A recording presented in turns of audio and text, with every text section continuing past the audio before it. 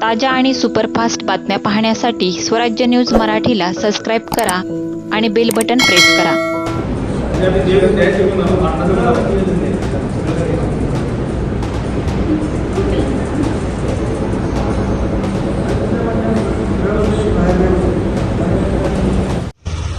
सोलापूर शहरातील महानगरपालिका हद्दीतील आरोग्य केंद्रामध्ये महापालिकेच्या अखत्यारीत येणाऱ्या आरोग्य केंद्रांमध्ये सध्या रोटा व्हायरस लस आणि IPV लस या 2 लसीचा तुटवडा जाणवत असून मागील 2 महिन्यापासून लस उपलब्ध नाहीत.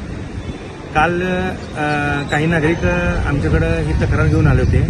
त्या लसीसाठी लहान लेकरांना 2.5 महिने 3.5 महिने अशा वेळेत त्यांना देणं गरजेचं असताना देखील तिथं उपलब्ध नसल्यामुळं काही नागरिकांनी तक्रार केल्या होत्या. आज आम्ही उपायुक्त पवार मॅडम यांना आम्ही निवेदन देऊन त्याची कल्पना देण्यात आली.